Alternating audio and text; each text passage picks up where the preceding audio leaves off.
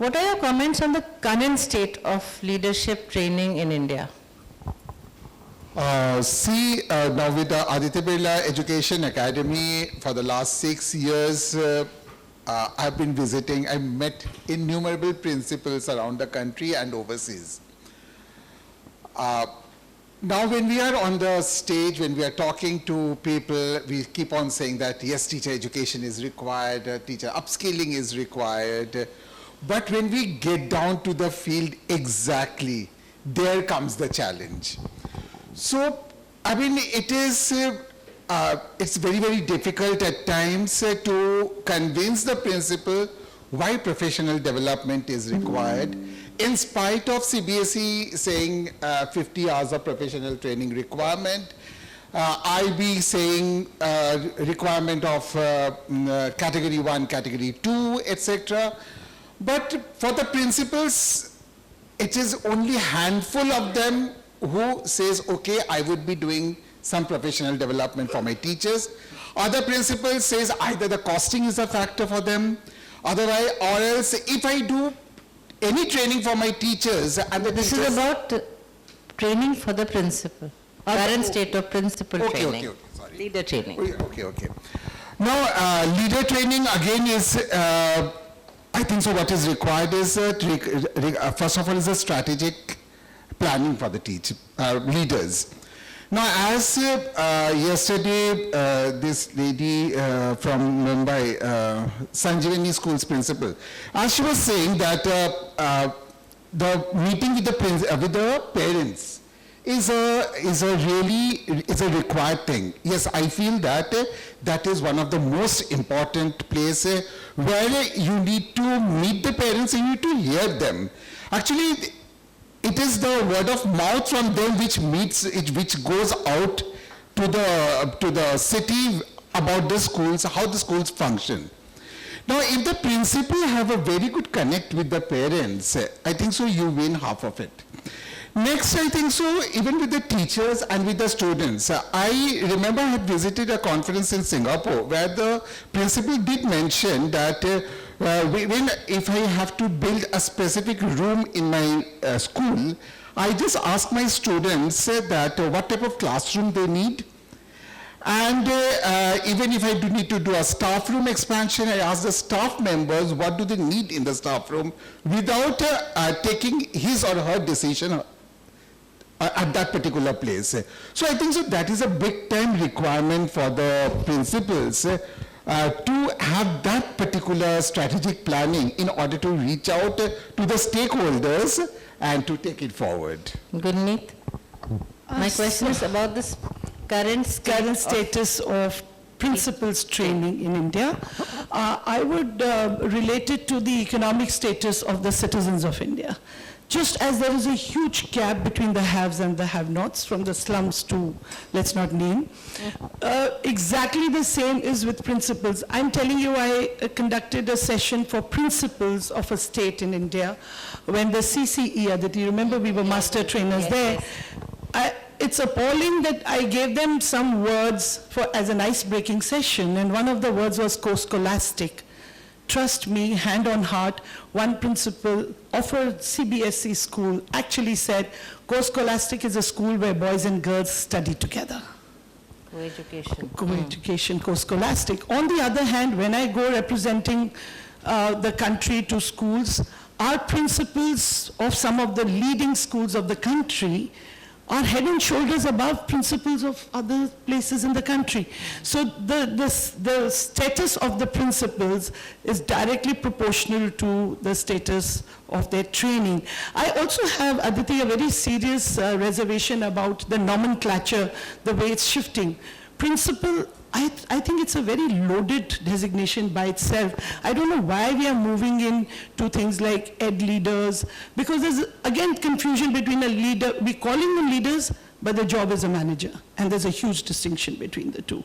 What I loved, if those of you read the book, The Thinking School, the author says that I am the principal of a school, but in my school and all the chain of schools, the primary schools that they have in that East London district, they say we call ourselves head learning leader.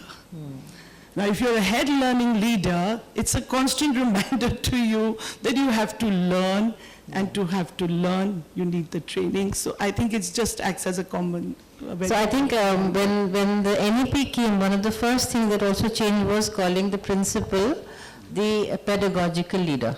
So the principal has to be leader, and I think I have to say this, that there is not enough training available for principals, either online or offline, as it is available for teachers. And that is something, that's a gap that needs to be filled, somehow. Aditi, I must again mention a book in Bill Clinton's autobiography. He says, I've spent billions of dollars on teacher training. If I had spent half the amount on training of principals, I would have had exponential outcomes. Yes, I remember that. No, actually, ma'am, what happens, I know the requirement of principals training is required, but at the same time, the principals also need to know how they are going to apply it. Because again, it's over the experience. We work very closely with University of Connecticut on school enrichment model as to how to identify the gifted students and how to nurture the gifted students. Now, we worked with CBSE for that particular program, and about 1,200 teachers were given an online workshop for over 2 months. And it is all across the country, the principals were present. But my dear colleagues out over here, I just can't tell you what did they learn, God knows about it, and the way they implemented into their classrooms, and they were very happily showing it to us.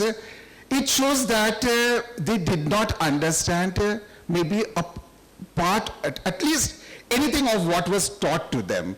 So what I feel is that even the principals, those who had come to attend the program, they really need to understand, and as we tell our students, to reflect upon what they have learned. So I think at the same time, the principals also, when they apply it, before that they need to reflect upon what they have learned, and then they go ahead with it. Okay, supposing something like this does come up, supposing there's some organization or some philanthrop who introduces some kind of principal training, what do you think would be the key concepts, skills, competencies that should be an essential part of this kind of principal training, not teacher training? Principal who's now heading a school. Coaching the teachers, I think so that is one of them. I feel very important thing, because suppose if I am a teacher, if I'm not very happy with the school, then I should have the courage enough to go and meet my principal and to talk openly to the concerned person and to get their guidance on it, instead of going to my colleague and then whisper. Because it's like Chinese whisper. If you go and speak to one of the colleague goes to another one, and then finally it gets distorted and comes to the principal. So why not, if the principal has a good connect with the teachers, I mean, it's when I'm saying connect, does not mean that you should be sitting and jumping always with them, but at least that formal connection should be there, so that the teachers also feel good connect with the principal and reach out to him or her. Aditi, I couldn't agree more when he talks about coaching, but just a little going back on the teacher training part of the principal's training part of it. I'm a commerce teacher, and the first lesson in the business studies syllabus is distinction between service, business, and profession. And in this category of professions, we get areas of work, means of livelihood, where it has a combination of a structured body of knowledge along with practical experience. Now, which are the professions? Chartered accountant, internship. Medicine, internship. Lawyer, internship. Teaching, practice teaching. Principal. We just graduate from being a teacher to a principal. Before moving from a teacher to a principal, internship, shadow a principal, do whatever. I think that perhaps might change the game for if we have some kind of a pre-service. Building on what Prodipta is talking about coaching, yes, we have to understand what is the difference. So we use words very loosely. A trainer, a teacher, a therapist, a counselor, a coach, there's a huge difference. And if we can understand the difference between a trainer and a coach, and then get this coaching capabilities in our principals, I think that is the one competency that would really help in getting, and for those of us, just for, I'm sure we all know, but just for reminder value, the difference between training and coaching is a trainer may not be, has to be an expert, a coach may or may not be an expert. A trainer teaches a skill and trains to a skill, whereas a coach helps you enhance and develop whatever skills you have and be there and kind of take you forward.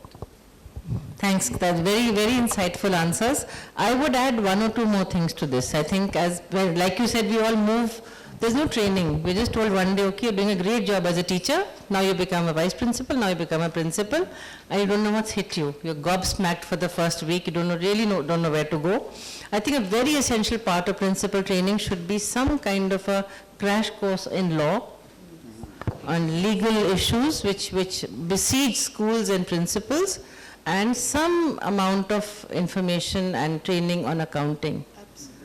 So these things are not thought about. You know, honestly, most of us who are leaders have been put on the role. We love our jobs, absolutely. I mean, there's nowhere else we'd rather be.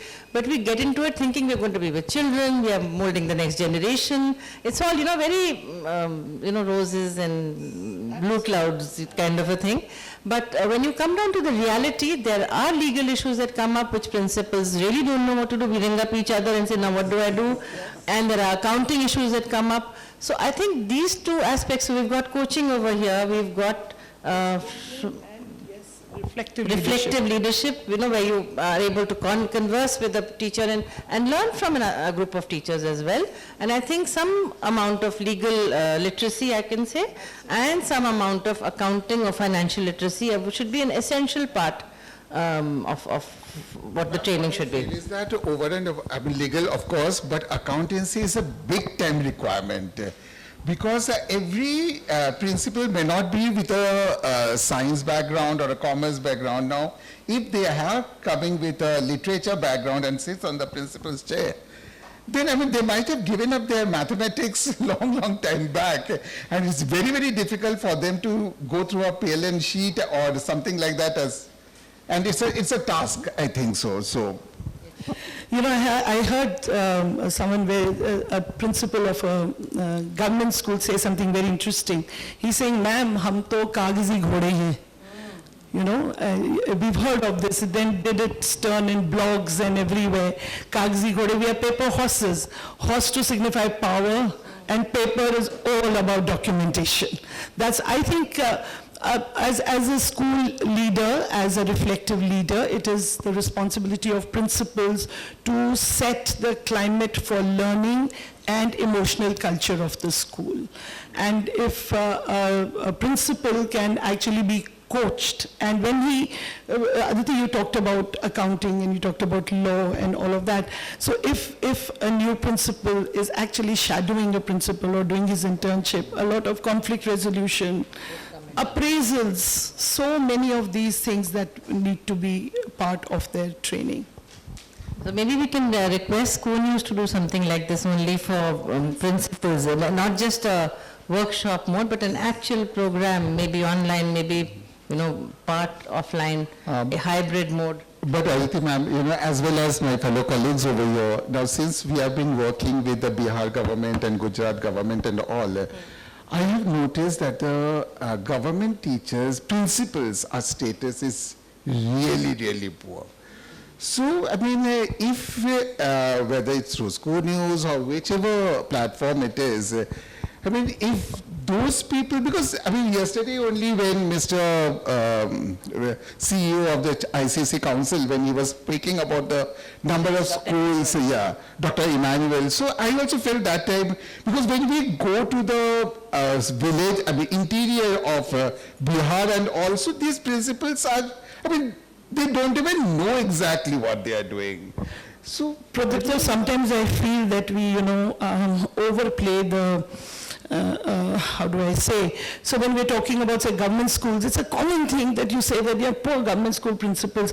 I think it's a question of lack of alignment. Yes, So absolutely. the school principals of these interiors or whatever are not in alignment with the government, and the government is not aligned with the schools. Agreed. Let me tell you, the situation is no better in so-called fancy air-conditioned schools, because there too there's lack of alignment. I have heard a conversation, I was party to a conversation that left me aghast, where the school principal of a franchise school is telling the chairman, "Sir, I've produced 4 batches of class 12, and in all 4 batches, I've got the highest results in the city, and we are a new school." Guess what the chairman turns around and tells her? He says, "Madam, मेरी तरफ से आप compartment produce करो, मेरे को number कितने दे रहे हो?" It's so, the situation of principals is actually not so bad in one aspect only. I mean, it's both ways. Bigger question, do many of the private school owners want a principal who is going to challenge them, or do they want them to say, "Yes sir, yes madam" to them? We are not tackling that issue at all. We keep saying government schools are doing all of that. Many of you are blessed, some of us are blessed. In today's world, in today's India, you simply want principals who are paper pushers, who are there with their B.Ed degree. The owner, who is not B.Ed qualified, runs the school. Isn't that a challenge? Gunmeet, your question is out of syllabus, but I'm happy to answer. I'm happy to answer because I have had the pleasure of talking to a lot of upcoming principals of a certain group, and I've always said one thing: stay true to your calling. If in the first meeting you find there's not an alignment with what the owner wants, and let's accept that the owner is setting up a school for profit. We're not supposed to use the word profit, for surplus, which will hopefully go into another academic institution. Let us accept that as a reality. If that is a reality, and if you find that there's an alignment, they just want the numbers, but you can run the school, you can do what you want in terms of pedagogy, in terms of bringing in new resources, and training teachers, children, doing what you want, go for it. But if there is a sort of a... I wear both the hats, sir. See, when both things are happening, sir, because both of us come from schools which have a supportive management. Management is supportive because we have the numbers. I can make demands. But if a school which is meant for children does not have children, that principal loses the game at the beginning of the game. So I wear both the hats. So I run a school that I own in a small town in Punjab. And I am a salaried principal in one of the prestigious schools, elite schools of the country. I wear both the hats. Trust me, there's no conflict. It's just a mindset, it's just an alignment. There's no conflict. Funds will come. Funds are like a butterfly. You run after it, it will fly. You sit quietly, do your work, it will come and sit on your shoulder. But patience has to be there. But I think, sir, aapne bilkul out of syllabus discussion, let's stick to your training and leadership. But maybe I can link this to your question also, because school leadership is not just about principals. The owners are also, in a sense, leading. In fact, they are the bosses of the leaders in one sense. Different point, just to put a point, there were a large number of redundancies during COVID. Principals were part of it. So I did a small study. How many principals stood up and said that we are not going to allow that, we can have a reduction of salaries? So no, not individuals. I'm saying across the board when we saw that. The challenge is a combination. When I have asked principal, why haven't you stood up? I've got 2 children, I've got my EMIs to pay. It's a very vexed game, that's all I wanted to say. Kanishikar, again out of syllabus. But we will still answer, because it's a very valid question. Since I'm out of syllabus, I have another session. So again, sir, I will say one thing, that where the principal walked out or lost the job, probably the school also shut down. For whatever reason. Parents stopped paying fees, there was no money, where will the money come from? In schools where there was a reduction of salary, in many cases, I know, I also did an informal study, I don't have any data like that, but I did speak to more than 100 schools. The money was returned the moment things came back to normal. right? And there were some schools where we said it is not going to be reduced, and the teachers are working harder than ever before. And they did win because, again, it's the numbers. When the management sees that you still have the numbers, the children haven't left, you're doing a great job, then why should the money become any less? My last question before we wind up, suppose a training like this is created, where you have the coaching, you have the mentorship, you have the legal literacy, you have financial backing, etc., etc., etc. When, how, and where can this training be administered to school leaders? Tough one, answer. Administered to school leaders means how do you see the impact of it? I want training.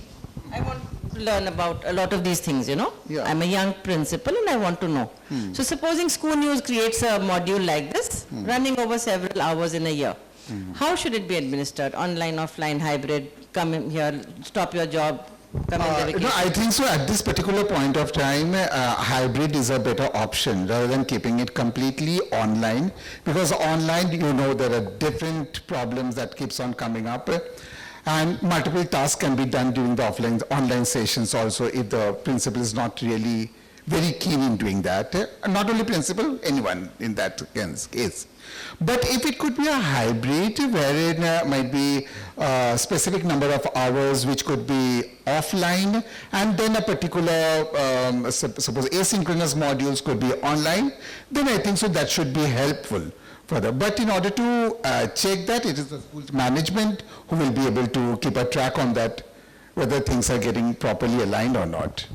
If a management has to check on the principal, that school should definitely shut down. But then how will you do that? I mean, how will you get If the it? principal wants it, na? It should be self-motivation. I want to know about this. I don't feel small sitting with Anand and saying, teach me this, I don't know how the audio pen works. I try to download and it's all disappearing here and there.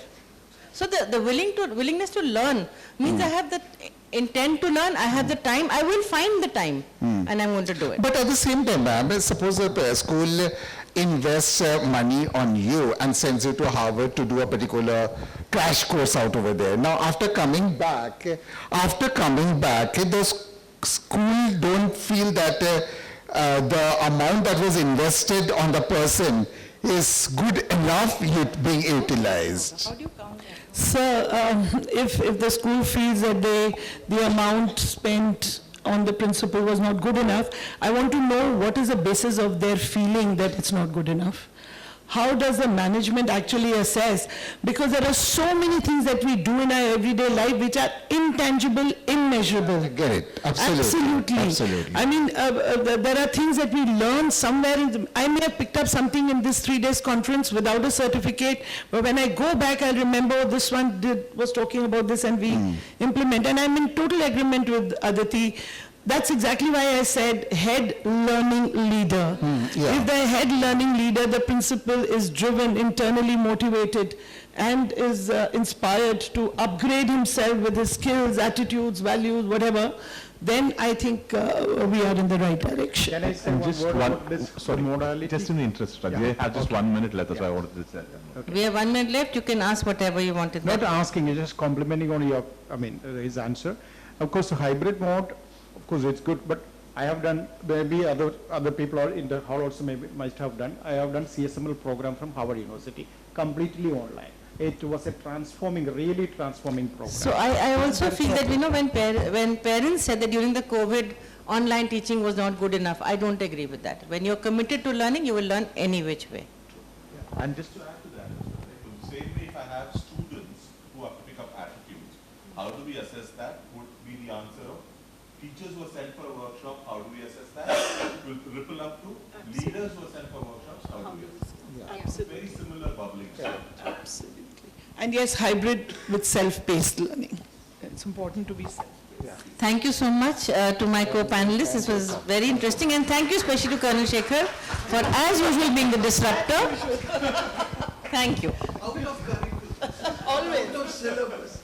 You stretch everyone. Yeah. Okay, now we have all got our scarves from somewhere else, so we're not getting anything. You've got a scarf yesterday? I'm sure you have. No, I didn't. Mr. Hore has not. No, I got my certificate from